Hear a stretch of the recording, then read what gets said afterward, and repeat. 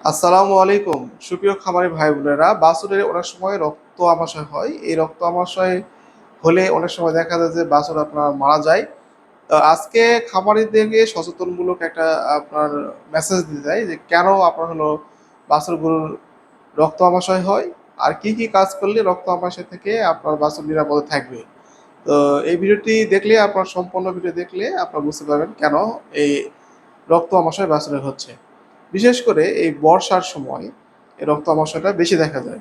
বাছুর গরু যখন আপনার আহ, নোংরা জায়গা থাকে, তার নোংরা পরিবেশ, নোংরা খাবার খায়, অথবা খুব চাপাচাপি গাদাগাদি করে থাকে, তখন দেখা যায় যে আপনার এই রক্ত আমাশয়টা দেখা যায়।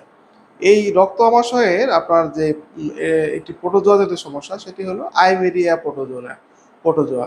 তো এই আইমেরিয়া প্রোটোজোয়া জনিত যে সমস্যার কারণেই মূলত প্রথমে বাছুরের আপনার পাতলা পায়খানা, ২-৩ দিন পাতলা পায়খানা হয়, দুর্গন্ধ পায়খানা হয়। তারপরে যায় দেখা যায় যে বাছুর খায় না, পিছনে রক্ত পায়খানার সঙ্গে দেখা যায়।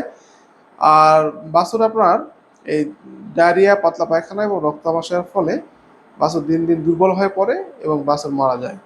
কোন বয়সে বাছুরগুলান হয়? বাছুরগুলা আপনার বেশিরভাগ দেখা যায় যে ৩ মাস থেকে ১ বছরের মধ্যে যে বাছুর গরুগুলান আছে, সেই গরুগুলা নিয়ে বেশি আক্রান্ত হয়। তাহলে আমরা জানলাম কি কারণে আপনার এই রক্ত আমাশয় হয়। বিশেষ করে মনে রাখবেন, ১ নম্বর কারণ হলো, সেটি হলো আপনার আহ, পরিবেশ, নোংরা পরিবেশ, খাবার অথবা দুধ অথবা নোংরা বাসস্থান গাদাগাদি করে রাখা যাবে না।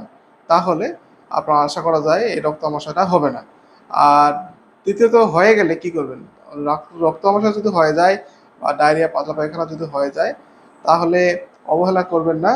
অতি দ্রুত পশু চিকিৎসকের পরামর্শে আহ, আপনার বাছুর গরুকে আপনার সালফোনামাইড গ্রুপের ওষুধ অথবা ডাক্তারের পরামর্শে যে কোনো ওষুধ, অ্যান্টিবায়োটিক ব্যবহার করবেন। পাশাপাশি বাছুর যেন দুর্বল না হয়ে যায়, সেক্ষেত্রে আপনারা অবশ্যই স্যালাইন দিবেন। খাবার স্যালাইন, যদি বাছুর একেবারেই না খায় তাহলে ডাক্তার পরামর্শে শিরাতে স্যালাইন দিতে হবে। তো সুস্থ পশু সুখী খামারি। তাই পশুপালন সম্পর্কে আরও নতুন নতুন তথ্য এবং ভিডিও দেখতে এই চ্যানেলটাতে লাইক এবং সাবস্ক্রাইব করে সঙ্গে থাকুন। ধন্যবাদ। আসসালামু আলাইকুম।